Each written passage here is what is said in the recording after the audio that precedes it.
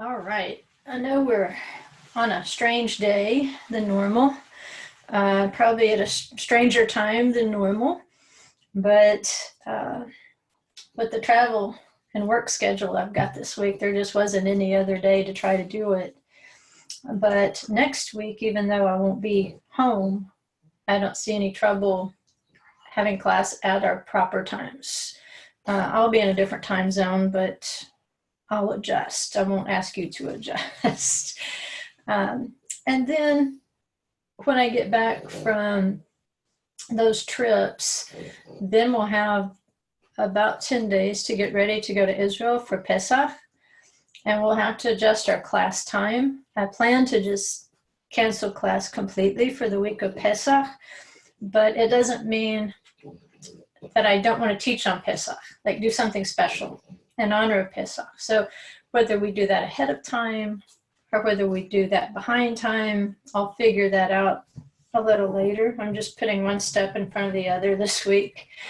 But I do have some good lessons out of the next Torah portion that fit really nicely with our Pesach themes. And I think it'll fit very nicely with what we've noticed in Vayikra so far, as it'll take us here, then it'll take us in the opposite direction. It'll take us back here, and then again, it'll take us in the opposite direction. So it's like slow, fast, slow, fast. We'll see that pattern. And it's like speed up, slow down, speed up, slow down. You say, well, which one am I supposed to be doing right now? Well, that's a good question, because the examples are given to us in different situations. And in a way that's good, because we can think about a past situation. But on the other hand, it's really hard to fit every past situation into our present reality. So hopefully today I can give us some examples of sacrifice and so forth, times to be zealous, times to be silent, and bring that over into this generation so that it's not just good information. It gives us a method of saying, how can I apply this in my life today? You know, not when I see it in the kingdom, how can I bring the kingdom now into my life? And so this pattern of going back and forth is a challenge, but I think it's also very helpful in terms of helping us understand there are no set answers. We pretty much do have to, like we said last week, pray through. Every situation is going to require its own unique prayer, because it's going to require its own unique transformation in your life at that time. And we don't like those transformations because they hurt. They hurt really bad. You know, I don't know anybody who's had to go through an intense sacrifice. Personally, I can't think of anybody, you know, who have been, you know, singing in a prison cell about it. I hear them complaining in a prison cell about it, you know, but I don't hear a lot of singing in the cell. So we need to learn to sing in the cell, because that's a level of a maturity that's not easy. I don't know that the average person ever really attains to that. But that can be our aspiration. That can be our goal. And hopefully this Torah portion will help us along on that goal. So let me switch and start sharing with you. I don't know how good these PowerPoints are because I just finished them. So there's been no editing, no proofreading. So if you read something crazy, just, okay, it's my fault.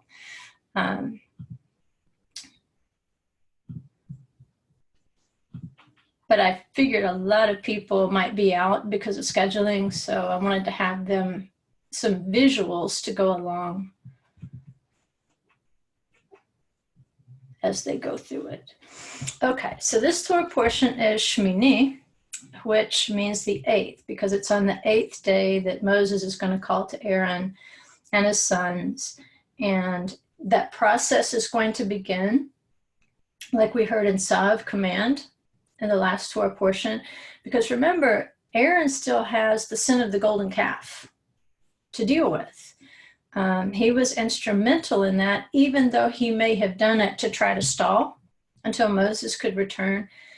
And sometimes we do that. We pick the lesser of two evils, we think. And then it turns out we pick the greater of two evils.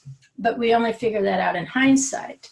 So after the fact now, Aaron is going to have to take for himself a calf for a sin offering and a ram for an olah offering, unblemished. And it's going to have to be offered in order to inaugurate this service on the 8th day. So there's your scripture references. And I went ahead and put both chapters of Romans 7 and 8. That's not Romans 7, 8. That's the whole chapters 7 and 8. And I think you could probably take a year explaining just those two chapters out of the book of Romans. Paul is like dense when he talks. Everything is layered and packed. But little by little, I think as we unpack the difference between the nefesh, the soul, the ruach, the spirit, the guf, the body, that letter to the Romans will become easier and easier to understand. The caution is, like we've been saying, the more you keep the commandments, the more you separate yourselves from people who don't experience them, because you're trying to explain to them an experience they've never experienced in terms of the commandments. So that's not a downside, it's a caution about the book of Romans. The more you understand about what he's explaining there, the struggle between Jacob and Esau in our own flesh and our own body, the more evident it becomes to you and the clearer it becomes to you. We have to remember it's still fuzzy to everybody else who's been conditioned to read Romans a different way. So more bad news, but it's good news because it's a process. So Shmini has all kinds of stuff in it. We've got consecration going on. We've got sacrifices going on. We've got food laws going on. And then we have the tragedy of Nadav and Avihu being consumed, basically like an olah offering, because they were too eager in bringing the incense. They brought in strange fire. They went too fast. They were too zealous. They circumvented the process, and ahead of their father Aaron, they offered the incense. And they wanted so desperately to be in the presence of Adonai that they got their wish. And that's the irony sometimes, is we get our wish and then we realize that wasn't what we wished at all, because we didn't understand the reality that would be involved in our wishes being granted. So be careful what you wish for is the old adage, and I would agree with that based on the example of Nadav and Avihu. And so I pulled together a theme, hopefully, that encompasses maybe where we can touch on a little bit of everything in the portion. Not everything, but a little bit of everything. Number one, what is food? Okay, the little creature here looking back at you is a shafan in Hebrew. He's sometimes translated as the rock badger or the Hyrax, depending on your English translation. And we are told that these little creatures that dwell among the rocks, they're not food. So no, we don't eat them. Here's the definition of the Hyrax or the shafan. The root of shafan, and there's several possibilities for it. We don't know specifically which root it came from, but it's probably from a root that means abundance, shefa. And one of the things about this rock rabbit is another translation into English, is like rabbits, they do mate prolifically. And when I went online to try to find a picture of a Hyrax, the first picture that popped up was two Hyraxes mating. And I thought, well, that's pretty much what we need to know about why it's not kosher, and why it's used as a specific example, because there's lots of animals out there that aren't kosher, but he picks this one out as an example, the Hyrax or the shafan. And so it's kind of in the rabbit or guinea pig family, and they're cute little things, but as long as they stay in the rocks, they stay cute. If they're not in your kitchen, still cute. If they're in your kitchen, probably not cute. But again, he goes out of his way to list this particular thing, like a camel, like a pig. He doesn't name off every single unkosher animal in the world. He names these for a reason. You say, well, they're just examples. That's true, but they're examples for a reason, because this animal can picture to us a particular trait that we don't want to eat. So we don't want to eat a Hyrax. Yes, we're supposed to be fruitful and multiply, but not to the extent I saw in the picture, because it was just like, scores of these little creatures running around the rocks, which is, way too close to Ratatouille and the rats in the ceiling cartoon. So rodents in the ceiling, not a good thing. Rodents in the rocks, good thing.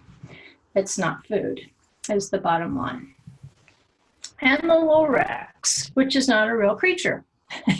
If you've ever read Dr. Seuss to your kids, you know that the Lorax is not a real creature. He was probably in the earlier beginnings of the green movement, which I think has gone on hyperadrenaline now.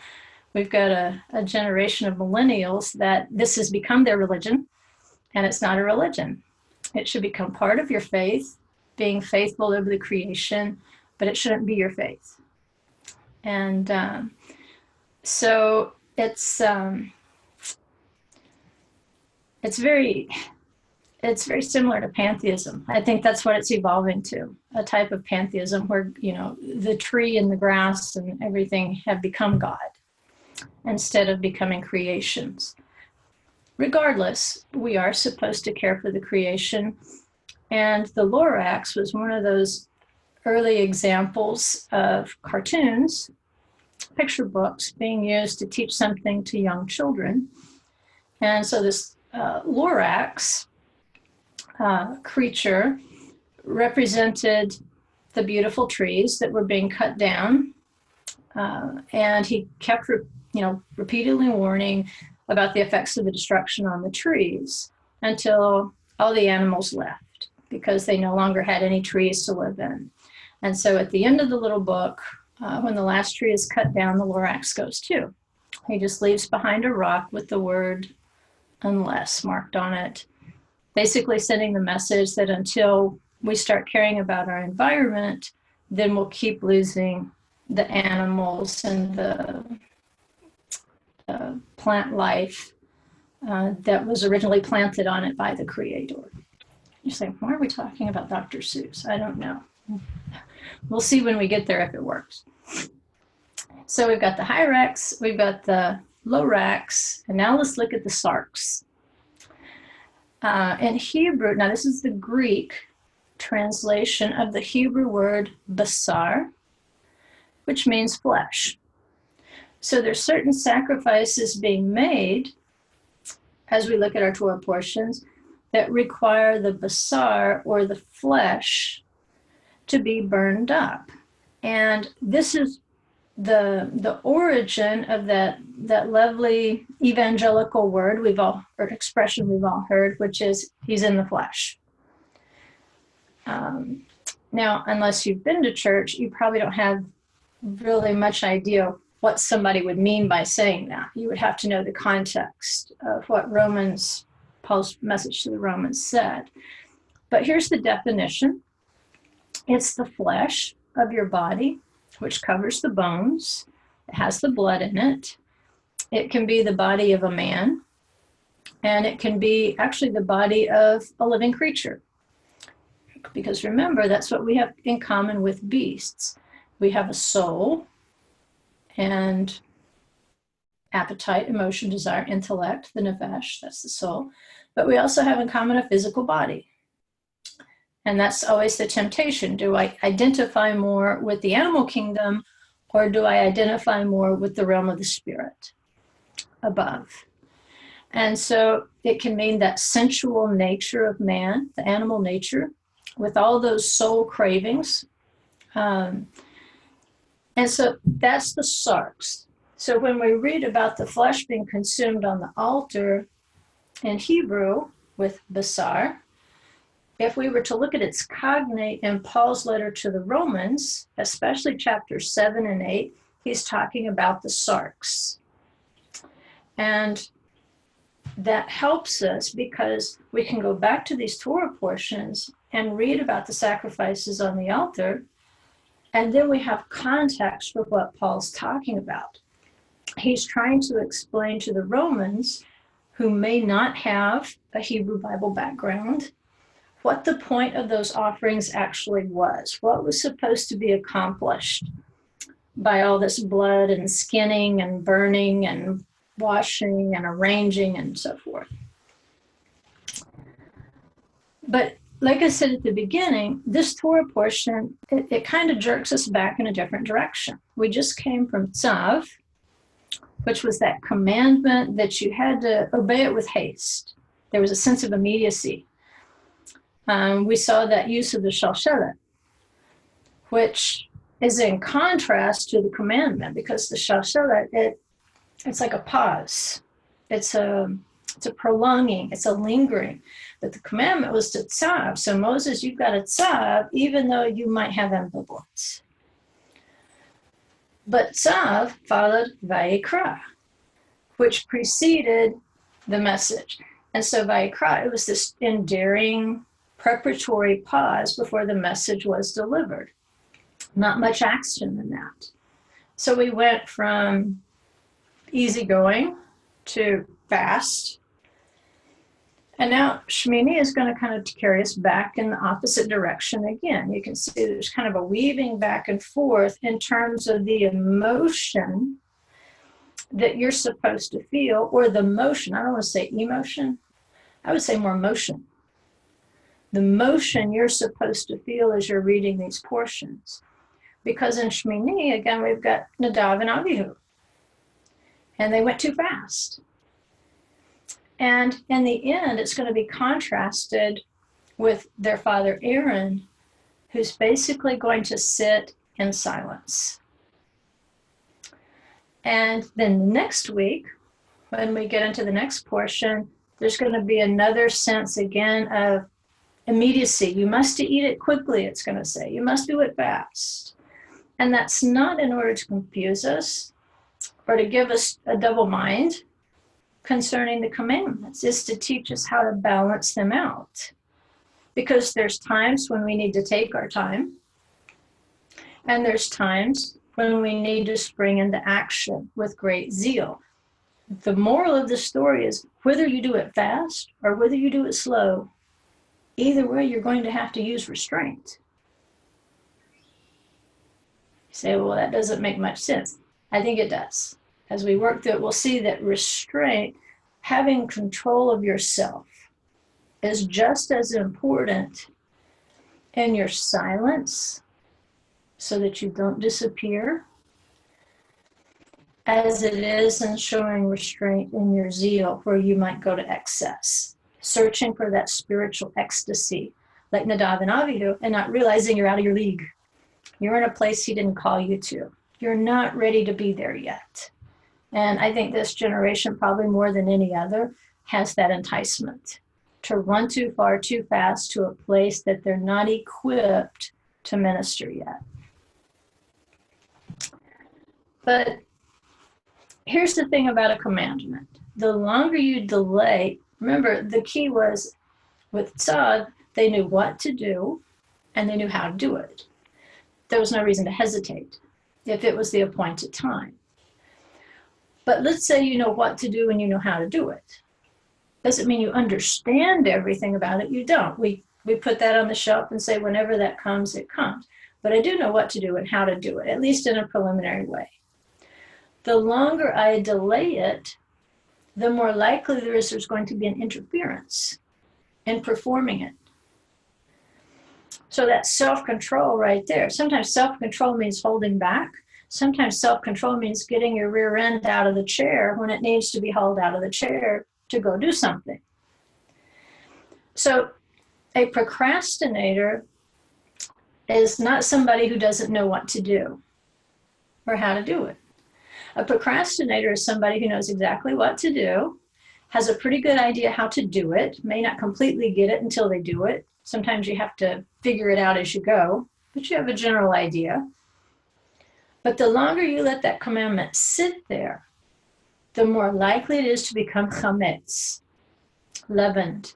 Remember, mitzvot and matzot are spelled the same way in Hebrew. So matzot is something without leaven. It's without chametz. But a mitzvah, we have to treat it the same way.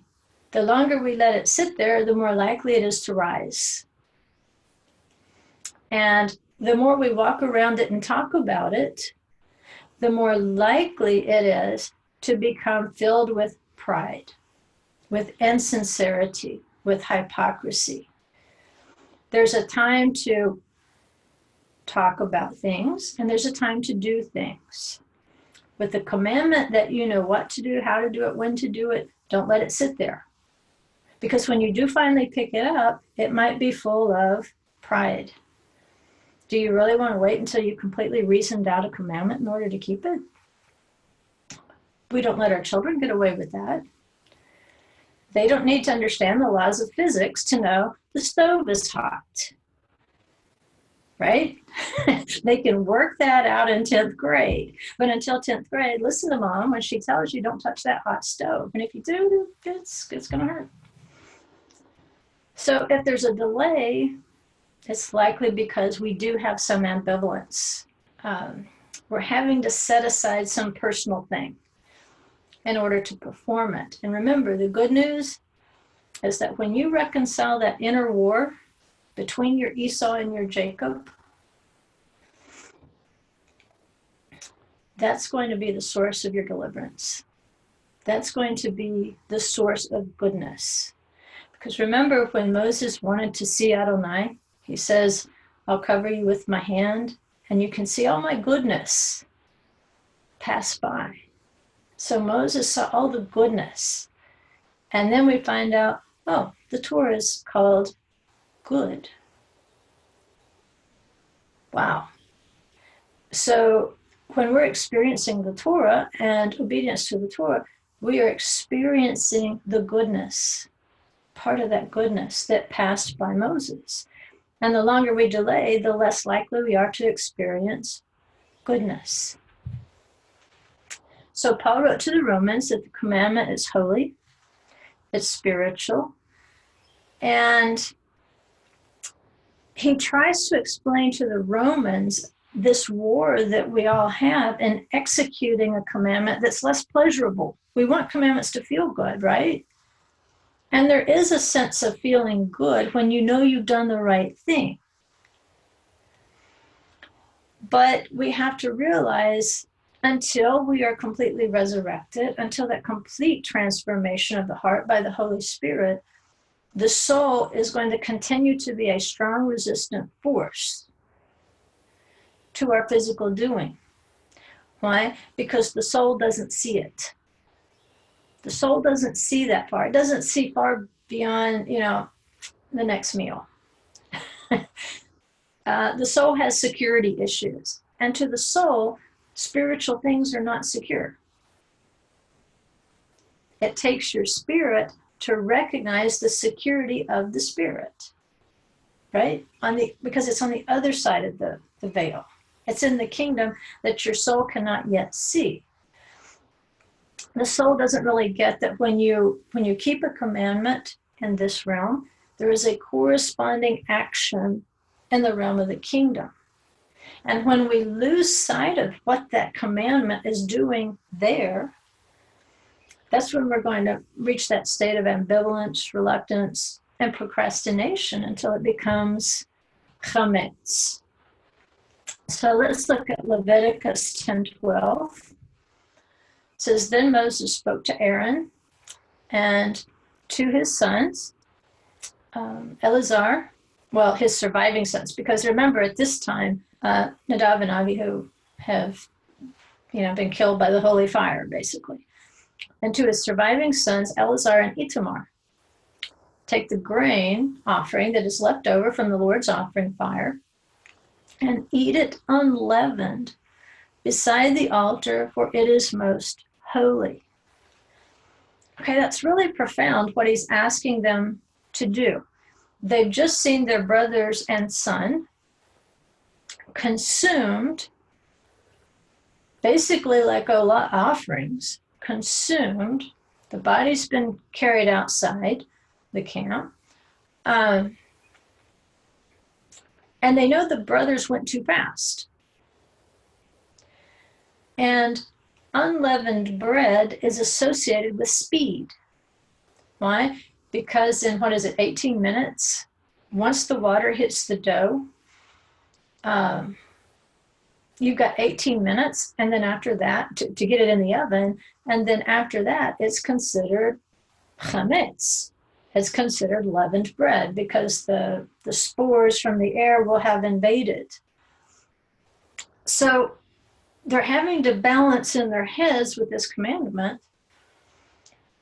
We just saw somebody go fast, but we can't say it was unleavened speed because they actually went too fast.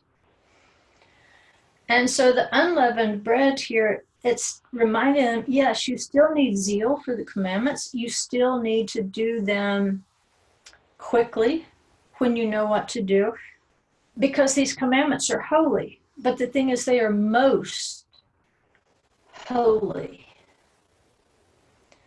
So restraint is going to be important even when you have to do something fast.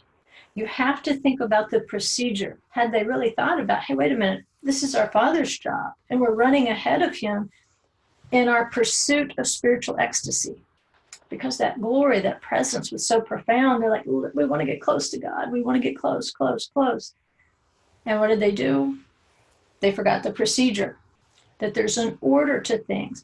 And if you'll notice, if you use an Orthodox Jewish Haggadah, at the end of the Seder means order, you will make a statement that says, basically, we have done things in order tonight.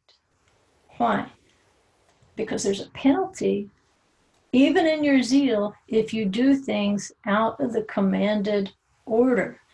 The commandment is holy, which also means it's powerful. And it says it's most holy. So doing things quickly, unleavened bread, has to be done when you know what to do. But even in that, there is so much power, you have to be mindful of what you're doing. And so the priests had to model for every individual the sacrifice of the unleavened bread, because the nation would be eating unleavened bread every Pesach. So what do?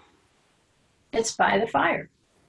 They had to eat it by the altar, by the very fire of the commandment. Remember, he's saying it's holy, but follow the procedure. And I'm sure at that moment they would have wanted to do nothing more probably than to just slink away and grieve. But they weren't allowed to run away.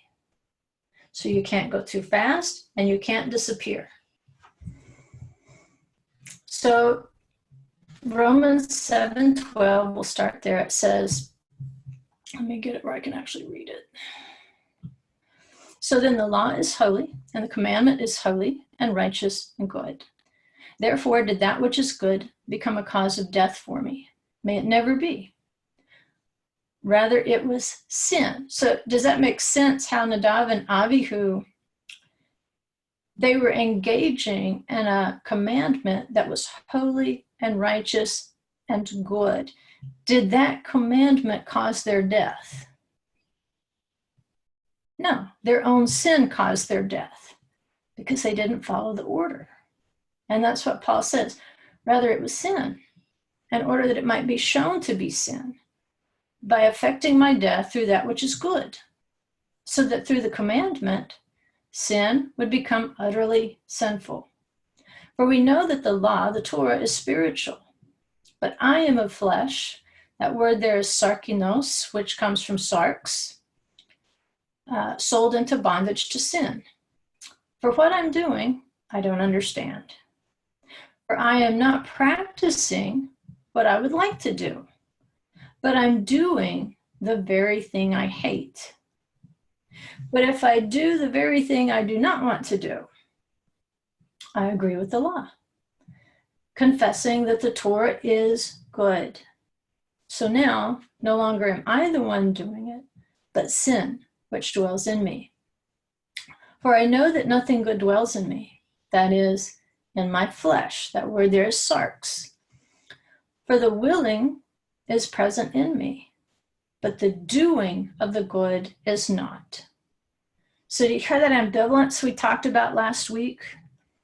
I want to do it, but I'm delaying, I'm lingering. It says, for the good that I want, I do not do, but I practice the very evil that I do not want.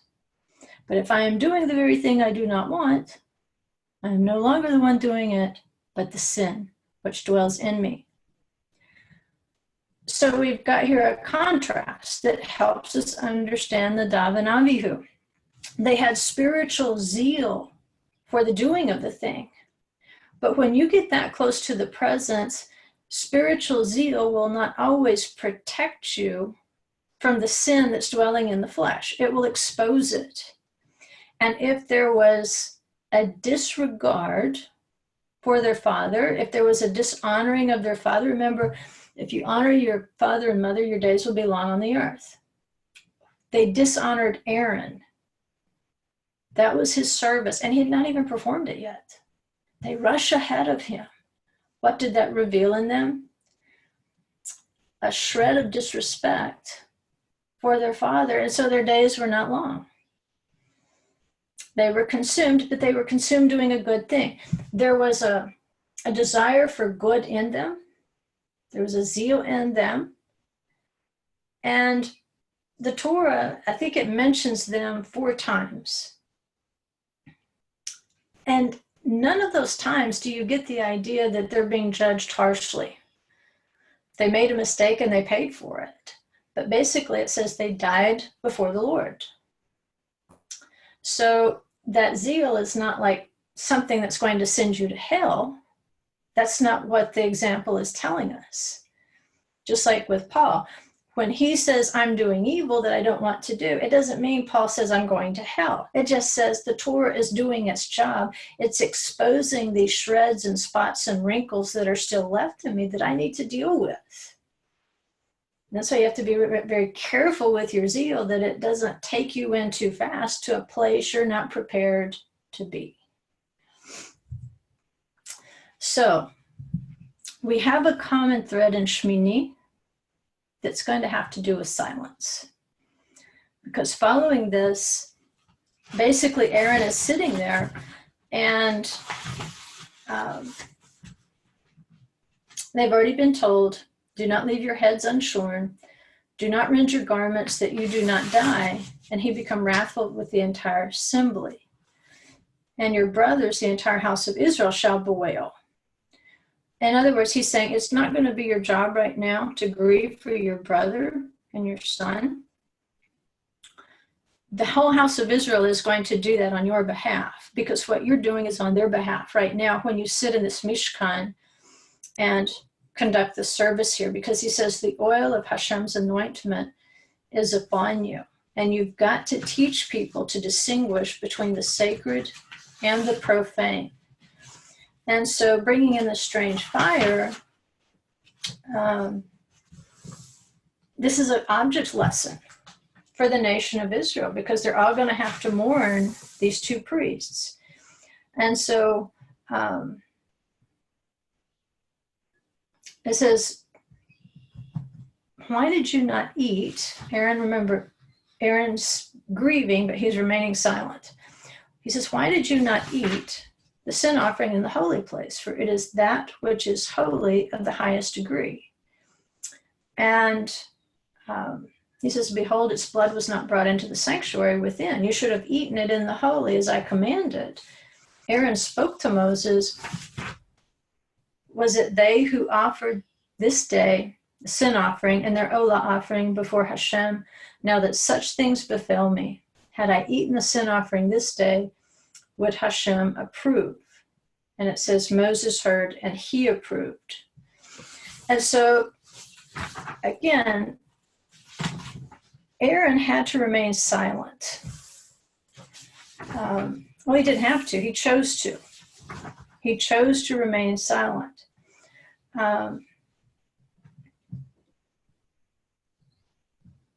Until he's actually asked the question, why did you not eat this sacrifice? And it's in chapter 10, verse 3. It says, Aaron fell silent. And that's just, it's so profound. Aaron fell silent. He doesn't grieve aloud. He doesn't rip his clothes. He just hurts in silence. And so, where's the origin of this silence? At this point, the nation of Israel is going to have to fight that battle of grief on Aaron's behalf. They're going to have to do that for him because he's helpless. The anointing oil is upon him. It takes us back to the Red Sea when, remember, the Israelites, they're crying out in terror because Pharaoh's approaching with his army. And Moses tells them, stand still and be silent. They're not going to have to fight this battle. Someone is going to fight it for them. Adonai himself is going to fight the battle for them. And so now we have two contexts for silence when bad things appear to be happening. When it seems like the goodness is hard to see, it's hard to feel. We have Moses, basically says, shut up and watch. Here we have Aaron. He's in the midst of tragedy. It says he fell silent. There's another place where the saints fall silent, and that's in the book of Revelation, and it's occurring at a specific time. It says in Revelation 8:1, when the Lamb broke the seventh seal, there was silence in heaven for about half an hour. But what's significant is what came before this verse. Revelation 7:14 through 17, it says, these are the ones who came out of the great tribulation. They came out of this great grief. They came out of this great attack of Pharaoh. It says, and they have washed their robes and made them white in the blood of the Lamb. For this reason, they are before the throne of God, and they serve him day and night in his temple. In his temple is important. That's why I put bold print on it, because it's going to go back to Abraham, remaining silent on the side of the future temple. He who sits on the throne will spread his tabernacle over them. They will hunger no longer, nor thirst anymore, nor will the sun beat down on them. And you hear the wilderness language in here? You can almost just take this event that's happening in the heavenlies and set it down in the wilderness when the people came out of Egypt. And then he starts giving them manna. He starts giving them water. He gives them the cloud to diffuse the heat of the sun. So he says they'll hunger no longer, they won't thirst anymore, nor will the sun beat down on them, nor any heat. For the Lamb in the center of the throne will be their shepherd. Remember the silence of the Lamb. He stands as if slain, but there's no sound. He will be their shepherd and will guide them to the springs of the water of life, and God will wipe every tear from their eyes. So, what do we know about silence? Silence is supreme confidence in the salvation of Adonai. And to be an acceptable sacrifice, the sacrifice must be silent. We see in Isaiah 53:7, that says he was oppressed and he was afflicted, yet he did not open his mouth. Like a lamb that is led to slaughter, like a sheep that is silent before its shearers, so he did not open his mouth. So how does a sacrifice become acceptable? It takes on the attribute of an animal. And there's irony there. You're saying, you don't want us to be animals. You want us to be human beings in the image of Elohim. But there is something we learn from the animal world, especially from a kosher animal. When it's time for the shechita, which is the knife cut, the ritual slaughter, the animal is silent. And that's the thing about a sacrificial animal. It doesn't have the ability to voice thoughts concerning the sacrifice. What's going on in their heads? Are they confused? Are they frightened? Who knows what they're thinking because they don't say it. So when it comes to things of the spirit, there is a time to speak. And like Aaron, who's just seen his own son sacrificed, there's a time to be silent. Our problem today is technology. In the good old days, if bad things happened to you, it wasn't that easy to broadcast it. Today, technology has given us an end around. If somebody cuts us off in traffic, well, at the next red light, we're on there texting, telling somebody how we just got cut off in traffic. We don't keep that to ourselves and meditate and contemplate about what happened, because technology makes it easy. I mean, you can tell your phone to call somebody. You don't even have to dial the number. You just tell your phone and it'll call the person for you. You can send them a text by voice. It's made it so easy to open up your mouth at the time of your sacrifice. So in times past, when we could be silent and meditate upon what just happened and our own behavior relative to it, and these are daily sacrifices. They happen every single day. That's what Yeshua said. You're going to have to do this every day. The sarx, or the flesh, is like the basar in the Hebrew, the flesh that goes on the altar. And so truly, when we say in the flesh, it's that part of us that wants to holler and scream and complain and cry and basically be like Esau when we realize we've lost something. In order not to be controlled by the flesh, but by the spirit, and for the flesh to conform to the spirit, we have to learn the power of silence and sacrifice. Just like Aaron modeled for the whole nation, the two remaining brothers modeled for the whole nation what it means to be silent next to the sacrifice, right next to it. I mean, right next to the altar. He says, you're going to eat this unleavened bread right next to the altar. It's very important. And remember, for the Ola offerings, there was different ways of treating different sacrifices. But one of the requirements for one of them was you had to remove the hide and burn that up. Now, in some sacrifices, you could give the hide to the priests or so forth. But the hide had to be removed so that the flesh could be completely consumed by the altar fire.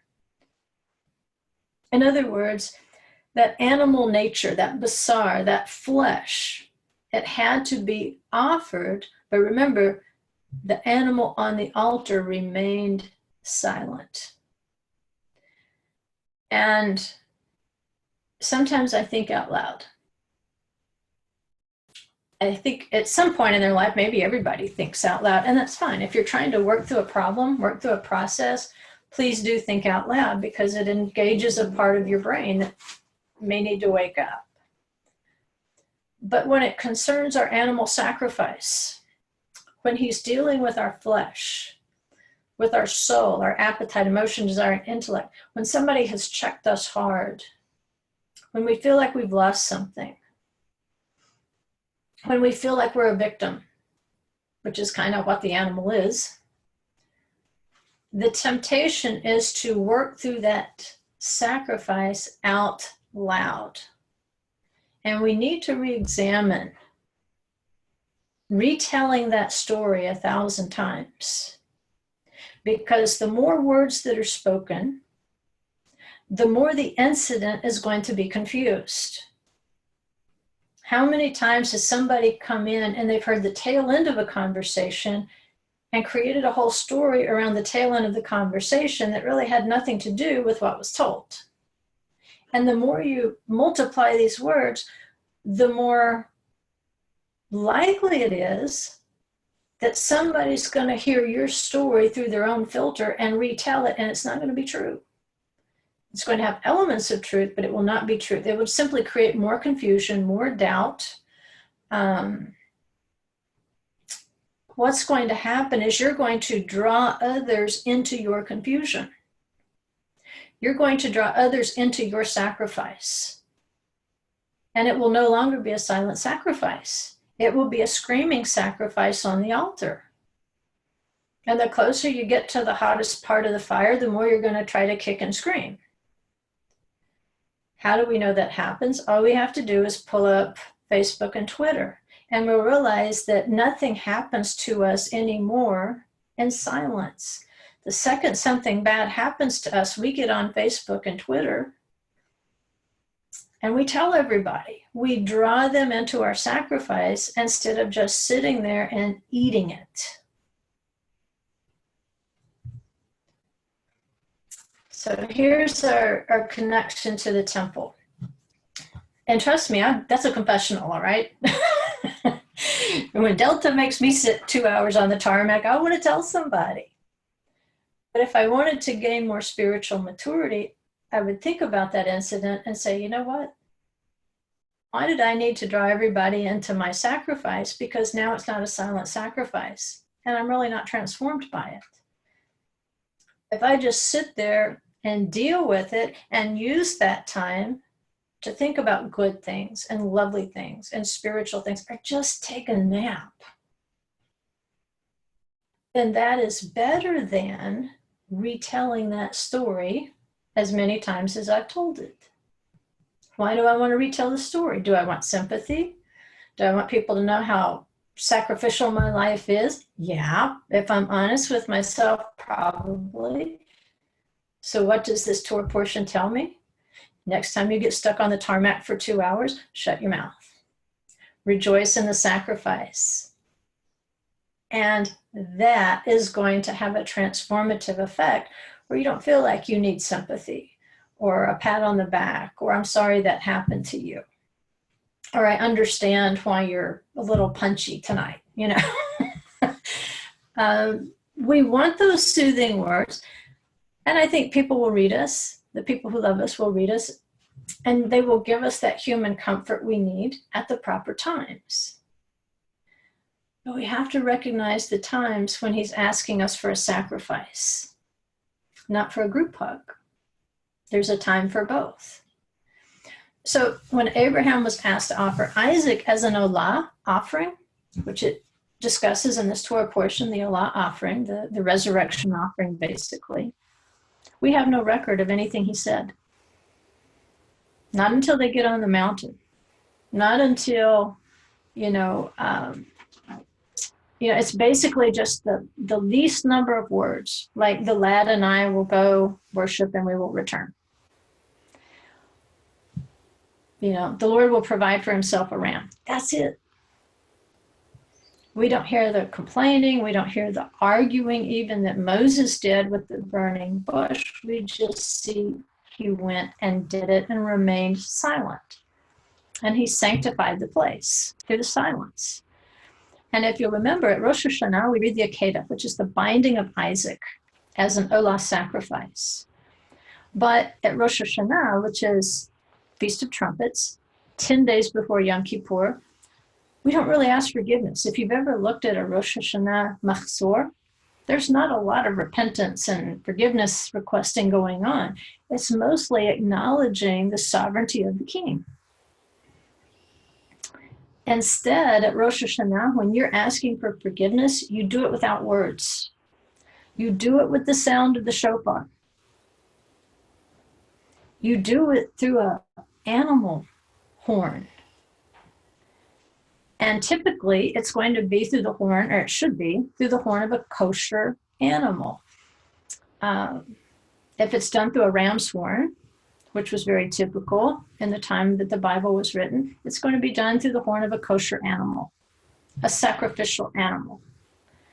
So a song of, you know, intense spiritual power that's offered at the Feast of Trumpets is done without words. And if you'll remember at Sinai, when the shofar blew, how the people really were moving between physical and spiritual realms. And so the message was both received and returned. There was communication in a realm that did not involve words. What did it say? They saw the sounds. They saw the sounds. So there is a communication. There's a spiritual and holy and good communication you can have with the Father that goes beyond words.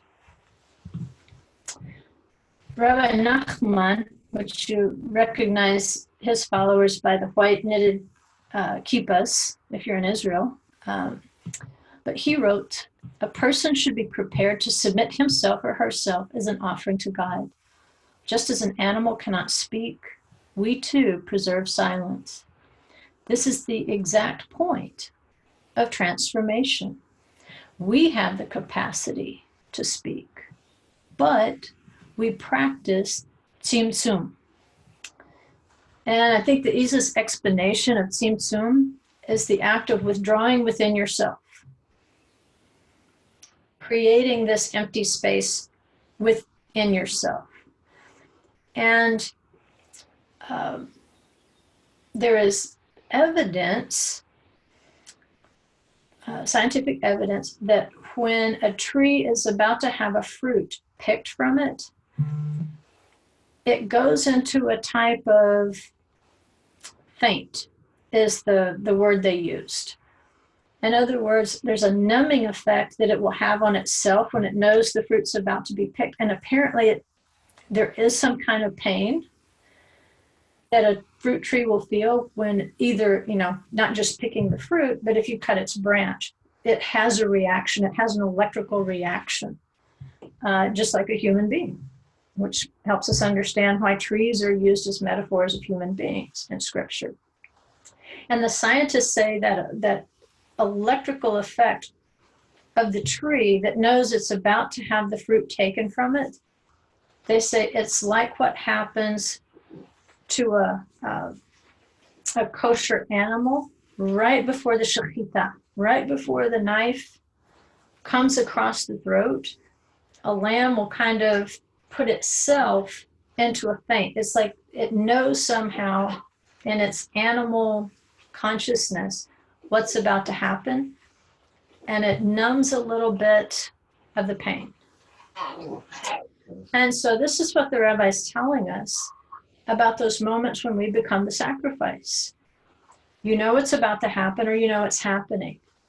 And you've got two choices.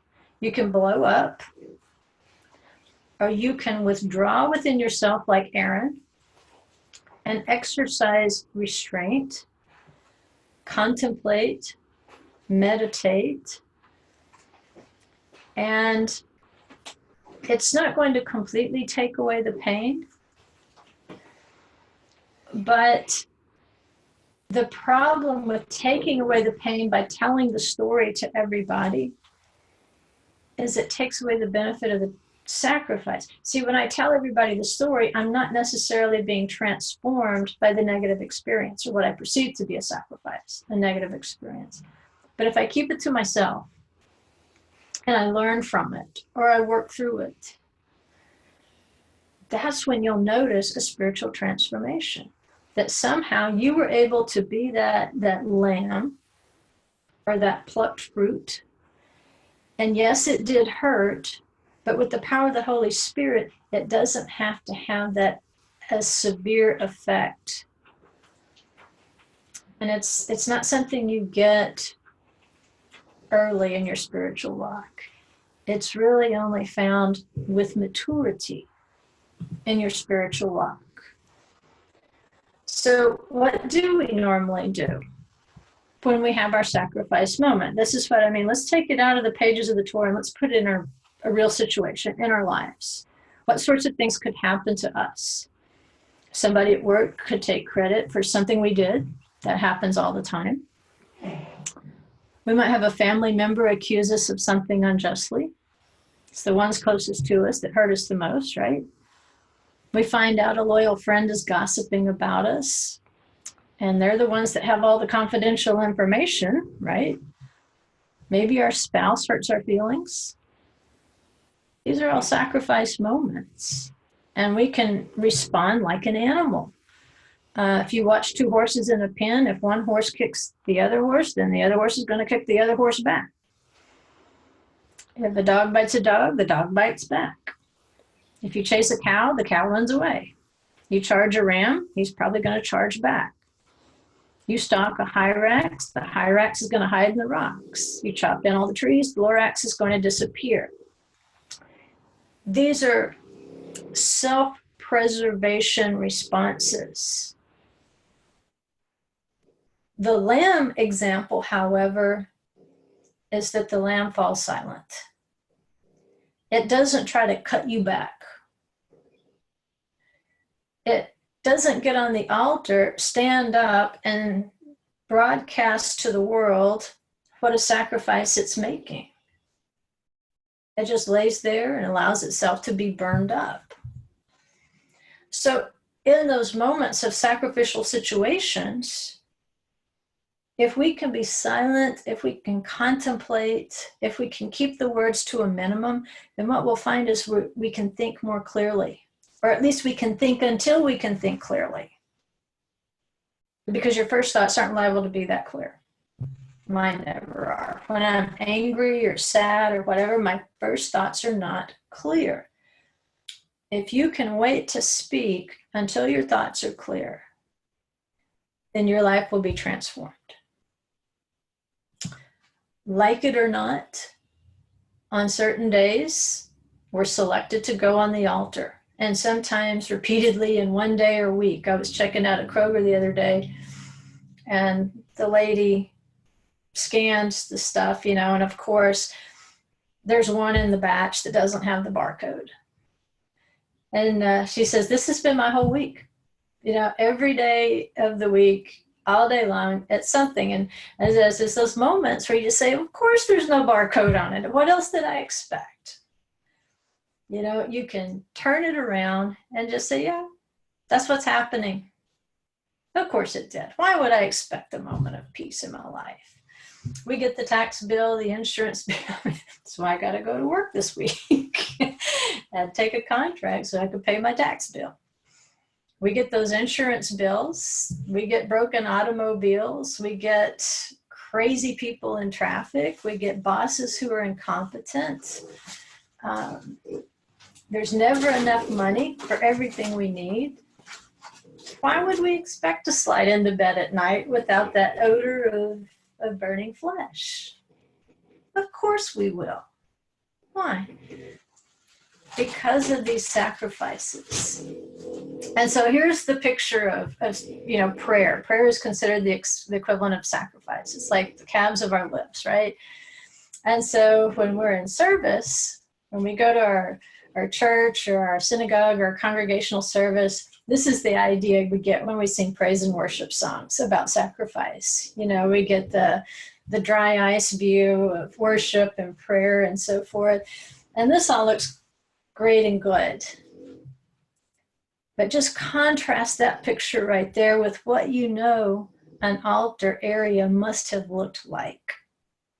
You've got heads not connected to bodies. You've got blood. You've got sections of animal being prepared for the altar, or hides and dung being prepared to be taken outside. It wouldn't have been like this. It wouldn't have looked this glorious and wonderful. And it's the same thing when we read in the Torah. It looks glorious and wonderful right now, but tomorrow when you go to work, something's going to happen. Something's going to put you up on the altar, and it's not going to feel good. It's not going to look anything like this. And it is. It's heartwarming to look at those wonderful pictures, and we need to keep those pictures in mind when it's happening, but it's not a real picture of a sacrifice. Do we have still pictures when we have a fight with our spouse? When we have an unsuccessful job interview, or maybe the 10th unsuccessful job interview, or we've been passed over the 10th time for a promotion? When we get that overdraft from the bank? When we're waiting on a customer that calls us everything except a nice thing? See, if we could take a snapshot of those moments, see, nobody ever takes a selfie at that moment. They want the glory and the dry ice, right? But if we could freeze those moments of disappointment, of hurt, of resentment, of anger, that represent what's happening in a real sacrifice. And if we could take that second of silence and look at that still picture and say, oh, that's what that was. See, I thought my sacrifices would be, the glory. And they are. But in this physical realm, that's just not what they feel like. They feel pretty rotten. They feel pretty bloody. They feel pretty hot. They smell pretty bad. But see, that's exactly in that moment of silence when your smoke goes all the way to heaven, and it's not dry ice, it's the real smoke, it's the real thing. And you're going to leave that animal instinct in the fire, and you're going to acquire the bewildered silence. And it's in that very moment of bewildered silence. Why does this have to be so hard? In that moment, Adonai can fight. In that moment, he fights for us, and in that moment, we are changed. That very moment that we would never want in a selfie. We would never want to post that picture on Facebook. Oh, look, another failure, another rejection notice. Let me post this on Facebook. Well, it's that very moment that could change your life. And when we avoid them, when we have to go narrate the story 1,000 times so everybody will feel sorry for us, then we're not really acting in congruence with our call as detailed in the Torah, which says you're going to be that animal on the altar. And if you keep jumping out of the fire before it can burn completely, and what do? When we have to go tell the story and solicit, all the, and it's basically, in a lot of cases, we're getting vengeance. Like, you know what, Delta's too big for me to get to, but if I can go tell how rotten they acted, then I can get them back. That's not a sacrifice. It's not, it doesn't count. It didn't do me any good to go tell that story. So like I said, this is a confessional. But what did I do? I left pieces of myself on the altar that were not burned up. So how can I fix that? The next time something like that happens, I can keep my mouth shut. Now, I may have to update and say, well, don't pick me up at the airport. Just wait till you hear from me because I won't be there. I'm stuck on the tarmac.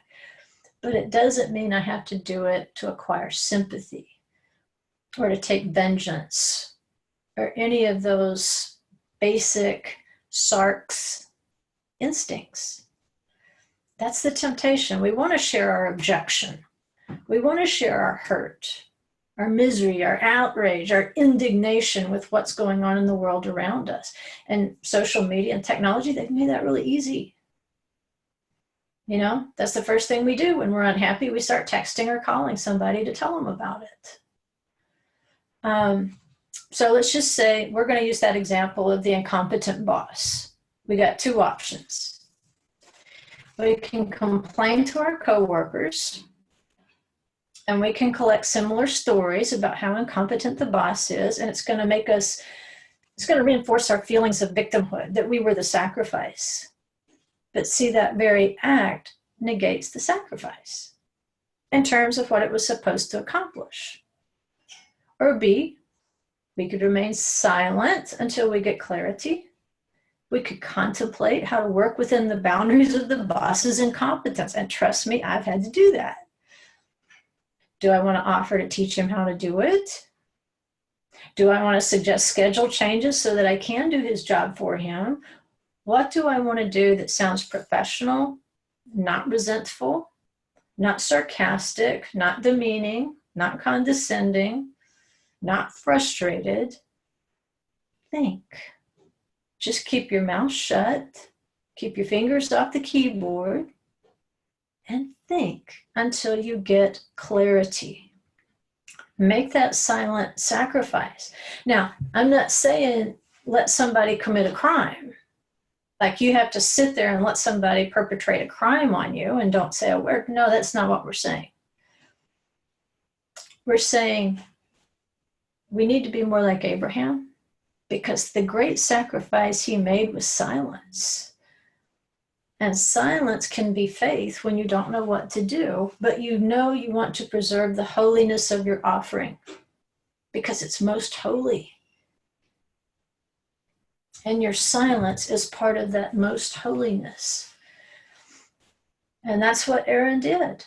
He remained silent. He didn't groan with words. And there's something called the nigun, which the sages say is a song. It's made only of sounds to express deep emotions, because words cannot express what that deep emotion is. And in a silent sacrifice, sometimes you can express it not with the words of a song, but with the nigun of a song.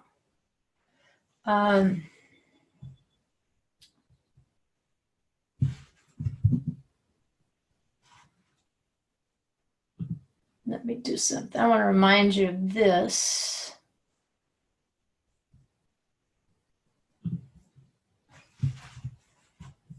Just so you can remember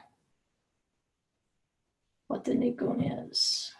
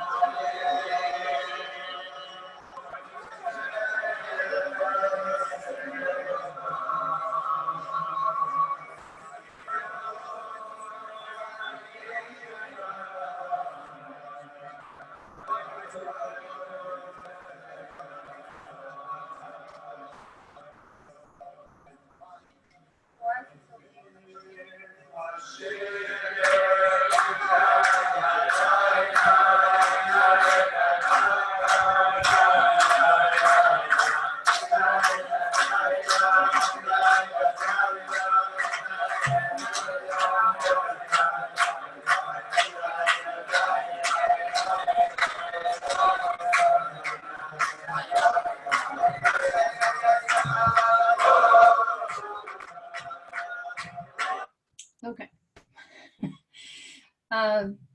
You heard when they moved from the song into the nigun. And the nigun sounds like nonsense. Well, that young man had just gotten married. And so he has joy. And as the young men sing the song of joy with him, it's a joy that's so great. The anticipation, because they've been married, and it's not until after this that they're actually going to be together later that night. So they're in that in-between time. And you can hear that there's no words for the joy that he has over the bride. And so that's what nigun is for. It might be the greatest joy that you simply cannot express with words, or it might be the deepest grief that you cannot express with words. Often in the Psalms, it's a grief because, bad things have happened. And it's in the silence of that sacrifice. You say, you mean be completely silent? No, I mean in terms of not crying out, in terms of meditating and speaking with the spirit that's inside of you. It's not that you're not speaking, it means that the spirit is talking through you in a way that maybe others, they don't know what you're saying. That's what a nigun accomplishes. All they really get is, in this sense, the joy. Or certain psalms where it will say a nigun, if we read it in Hebrew, that there will be words, and then there will be that die, die, die, die, die, die, die, die, die, die. And instead it's grief and sorrow that's being expressed. So let me go back to the PowerPoint here.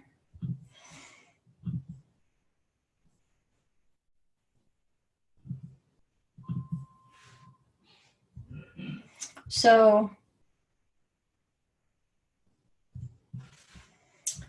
we can see that restraint, sometimes we have to have restraint, even in spiritual things, even in the realm of the holy, because we can be caught up in that which is holy to excess for a human, an unresurrected human being. If you get out of order, like Nadav and Abihu, even though you crave that intimacy with the divine, by disregarding the order and disregarding the commandment of order, then it can destroy you, at least the physical body, the flesh, because remember, that's where the sin dwells, Paul taught us. Where is the sin? Is it in your spirit that's yearning to get closer to Adonai and that intimacy? That's not where the sin is. But see, the flesh doesn't always know how to deal with that.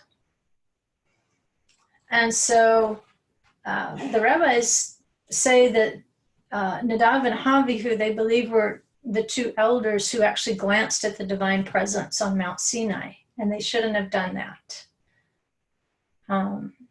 They were in a very special place already, but having experienced it, they craved it even more. And that craving exceeded the capacity of the flesh, the sarx, the basar, to experience it on this side of the resurrection, kind of like the Lorax. They disappeared. That wasn't their habitat yet. One day it would be. So Aaron models that silence even when his soul is groaning inside. Aaron models for Israel silence and the Mishkan. And by his silence, if we go back to Abraham consecrated the future site of the Holy Temple. That's where the Akedah took place. And so in that silence, we can see the Ram of the Olah appears in glory. Even Aaron's answer to Moses, why, which he actually asked the two boys, why didn't you eat this? And it's Moses who speaks up. And even in what he says, there's a silence. Did you hear the quietness of his spirit? Would this have been proper? After these things have happened, would this have been proper? He's the one who actually knew the proper application, the proper order of things when such a thing happened. And Moses was like, you're right. So sometimes we can speak and it's still a silent speech. Why? Because we're telling the animal, be quiet. Let the spirit speak in this situation. And again, the Hyrax, one of those specific animals that was mentioned that is not kosher. It's known for its rapid reproduction, its untamed urges. Another animal that's mentioned very specifically is the chazir. The chazir is the pig. And the root meaning of chazar is to return. And Yeshua actually uses a little play on words when he describes like a dog will return to its vomit and a pig to its wallowing in the filth. And what is this telling us? Sometimes the Father will put us on that altar. And all we do is scream. He says, okay, I'm going to give you another chance to scream tomorrow. And we get up on the altar and we start screaming. He says, okay, tomorrow I'll give you another chance. I'll put you back on the altar. And we get up on the altar, we start screaming again. And every time he puts us on the altar, we start screaming and telling everyone that we're on the altar. That's what a pig does. It keeps going back when it knows it's going to get dirty there, right? It goes back to, you can't clean it up. No matter how many times you clean it up, no matter how many times you would put a pig on the altar, it would scream. And just for kicks and giggles, if you've ever got the time, pull up some reruns of Dr. K's Exotic Animal ER, because she's always treating those pot-bellied pigs that people have as pets. And before the vet even touches the pig, it starts screaming and squealing. You know, like giving an injection to a horse. I mean, they might, you know, shiver a little or flinch or whatever, unless it's, you know, a big injection. They're not going to get that bent out of shape about it. A pig, though, they just see the syringe and they start squealing and running. I mean, to do any sort of examination, they have to sedate the pig. And even sedating the pig, it screams bloody murder. So why mention the pig? Probably more than one reason. Number one, a pig will never go quietly. It will scream its head off, even before you touch it. In fact, if a pig is really quiet, they know it's in bad shape because it just can't be quiet. It's not a sacrificial animal. A sacrificial animal is one that remains silent as it's being slaughtered. And so the nature of that pig is not going to change. No matter how many times, say, I don't know if you would ever want to brush a pig's teeth. Let's say maybe trim the hooves. Because remember, they do have cloven hooves. So they give the appearance of a kosher animal, right? If you didn't really know, if you didn't conduct an internal examination, if you didn't cut the pig open and look for the extra stomachs, like a cow or a goat or a sheep has, you open that up and you see all the extra stomachs, and you see the channel where the cud will go back up into the mouth. Like it'll go down into the first stomach, and then it'll go to one or two other stomachs, and then it'll come back up. You have to cut a pig open to really get that. Now, you might see it chewing, but it's not chewing its cud. And so those cloven hooves could fool you. And that's why a pig is a symbol of hypocrisy in Judaism. Because on the exterior, the person looks kosher. But you put a little pressure on him, and he's going to start squealing because he doesn't chew the cud. When do animals chew the cud? When they're relaxed. When they're sitting in the pasture. When everything's peaceful, when it's at ease. When they know it's in the hands of their creator, an animal will chew the cud. So you have to look on the inside of a person, really, to know if they're fit for the altar. You can't just go by the cloven hooves, right? So the more we scream, the more Miss Piggy we are. But he doesn't want us to be a Miss Piggy. He wants us to learn to chew the cud. And he wants us to progressively do better at remaining silent, at singing a nigun, and those moments of sacrifice. And Paul wrote in Romans 8:22, he says, all creation has been groaning, right? There is a groaning that's done out loud to get attention for our victimhood. That's what a pig does. But there's another type of groaning. He says in 8:26, he contrasts. He says, in the same way, the Spirit, the Holy Spirit, also helps our weakness. For we do not know how to pray as we should, but the Spirit himself intercedes for us with groanings too deep for words. When something is too deep for words, it means there's no words. It's deeper than words. So words can be your weapon to strike back. When you're that sheep going to the slaughter, or you can know that the Spirit himself is interceding for you like the creation with groanings too deep for words. It knows your grief. It knows how much it hurts. It knows how scary it is. The Spirit knows those things. And the way that the Spirit will pray for us when we are silent is so much more effective. Like I say, when we are silent, that's when Adonai fights. The faster we're silent, the sooner he can work. And like we say, it's easy to think about, the dry ice and the sunshine shining through the trees in those moments of need, but that's not the reality of our everyday life. It doesn't feel like that, and it certainly doesn't look like that. So we need to acquire a type of silence that makes no sense, because in the animal kingdom, if you're being killed, you cry out. In the wild animal kingdom, in the unkosher animal kingdom. But the image of a kosher animal remaining silent, it just doesn't make sense to us. When our Esau is crying out, what did it say? Esau searched for it carefully with tears after the fact. When Esau found out, he cried out with a loud voice.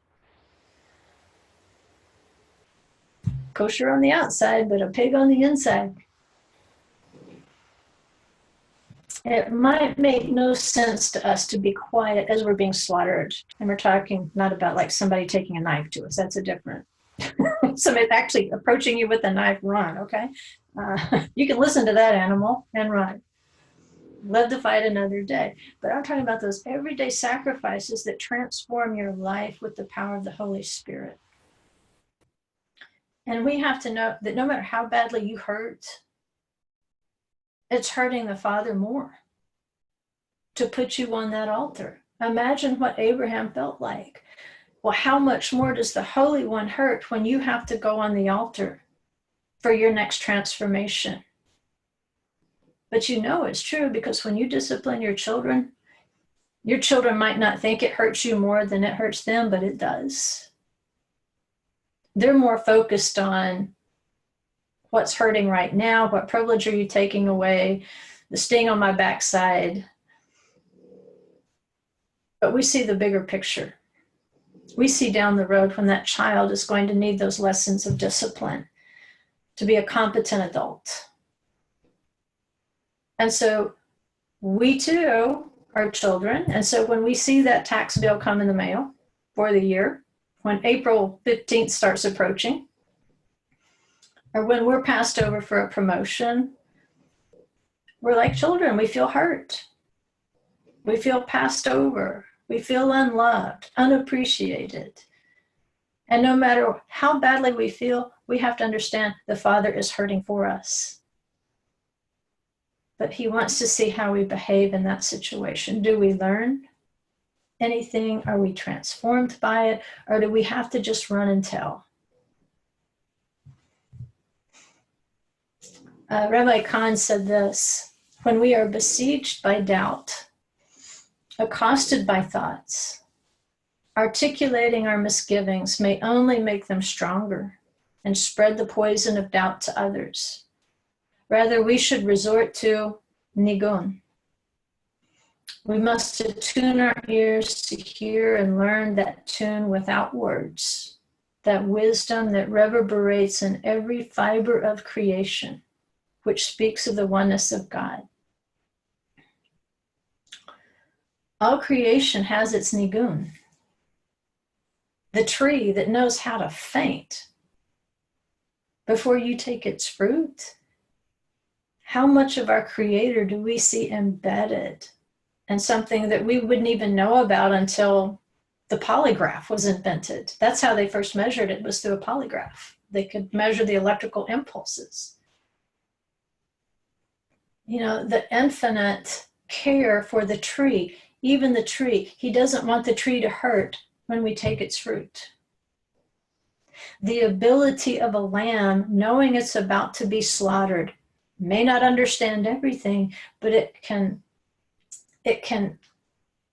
enact, it can activate something within its electrical system where it's not literally fainting, but there is a fainting response so that that cut will not be so painful. And so that's what the rabbi is saying. In Abraham's silence, in Aaron's silence, in the silence of the lamb, we can know something bad is about to happen. We can know we're on the altar and our hands are tied. Our hooves are tied together, and nothing is going to stop what's about to happen. What is within our power is that quietness of spirit, to be able to sing the nigun. And see, I think that was part of what was going on in the prison. Was it Paul and Silas who started singing in prison? Seems like, or maybe I'm confusing it with that old time religion. But they're in prison and they're singing songs. And I would bet you 50 push-ups that in all that singing, they also sang a nigun. Because they really didn't understand why they were being punished for doing a good thing. And you're going to have those moments. Why am I always punished for trying to do the right thing? For trying to be excellent? For trying to keep the commandments? For trying to be a source of goodness for people who have less? I just keep getting slapped down when I try to live righteously. What is happening? It's the moment of the nigun where you just can't express the disappointment of being put on the altar. But no matter what you are feeling, no matter how intense that hurt and that pain, you have to understand the Father feels it too. But he knows this is the only way you can resurrect to more goodness in the kingdom. It affects how much of his goodness you're actually going to be able to see.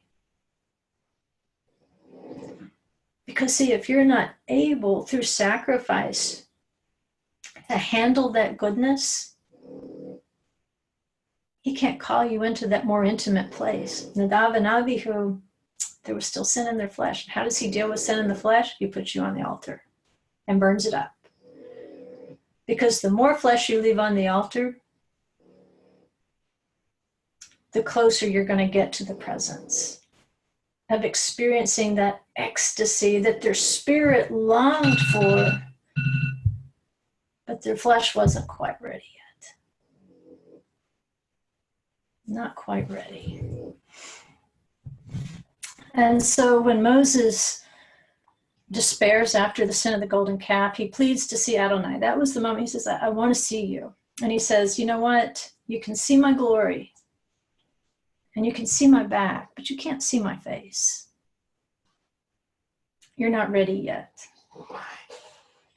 But the back is thought to be the ability to spiritually discern the presence of God in history through the words, through the scripture. To bring it into your present. But the face is the future. And the risk that we have today is of Nadav and Abihu. There is so much of the past glory of Adonai being revealed right now. through the internet and technology. You remember, you see what all we have access to?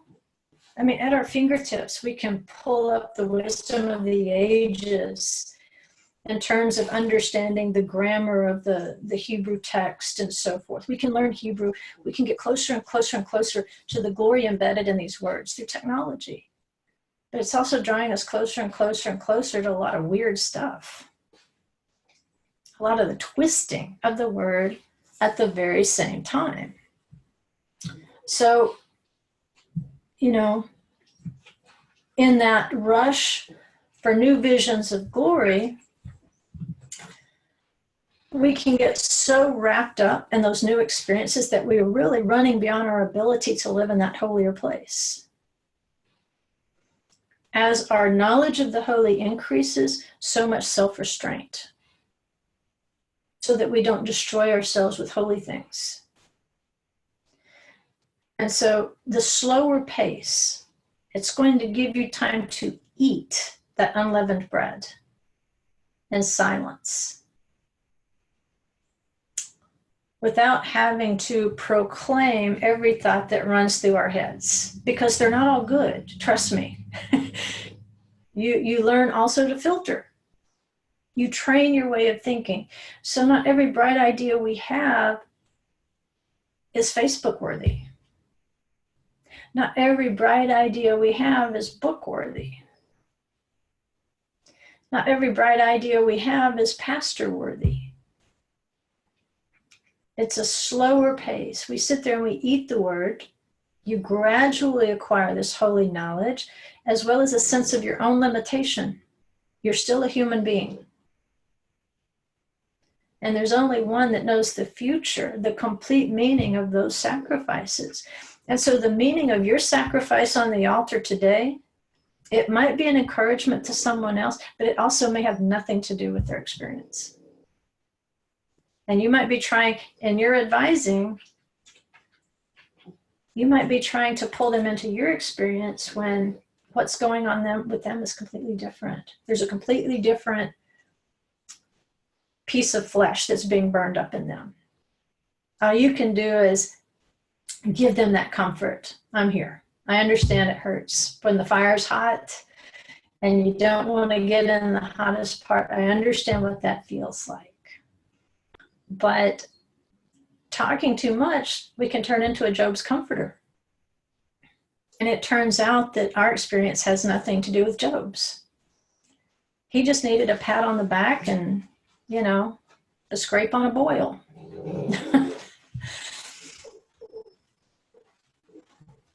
So we have seen a lot of cockeyed stuff wrung out of the commandments, and we've seen it spread like wildfire through the internet. It's unbridled zeal. But we have to weigh our zeal for anything against its later cost or benefit. And we can't count on the grace of the Father when we do know what to do and we do know how to do it, but because we don't self-restrain, we think that he will overlook procedure. And in that procedure, was it just an omission of procedure? It was a disrespect to their Father. That's one of the big 10. These are details. How you do these sacrifices, these are details. But we got the big 10 up here. And first and foremost, you shall honor your father and mother. So that restraint should have been applied. And had they had a second or third thought, instead of such unrestrained zeal for a holy thing, they may have been spared. And in their time, they would have been the father. They would have, one of them would have been the high priest and could have actually gone in and made that offering of incense. And so Samuel said, has the Lord as much delight in burnt offerings and sacrifices as in obeying Shema, the voice of the Lord? Behold, it is better. To obey is better than sacrifice. And to heed, to listen, kashav, it's better than the fat of rams. So he doesn't really take pleasure when we need to be put on the altar. He takes more pleasure when we just obey him and we don't need to be put on the altar. So how do we avoid, excessive hours on the altar each day? Well, we can't listen if our mouths are moving. We can't hear if our mouths are moving. And so we have to start to discern our time. Is it time to speak and move forward with holy zeal? Or is it time to be silent and just sing in the gun in our hearts and wait? There's no formula for every situation we'll face. But we can go back to this Torah portion and say, let me weigh it out. Is this a time to move forward with holy zeal? Because I know what to do, I know how to do it, and I know how to do it in order, decently. That I won't violate a commandment in my zeal. Or is this time where I need to remain silent? I understand that this is a slaughter of sorts, and I need to model restraint for the nation of Israel. Because in my restraint, that's my transformation. That's what the Father is looking for in this sacrifice.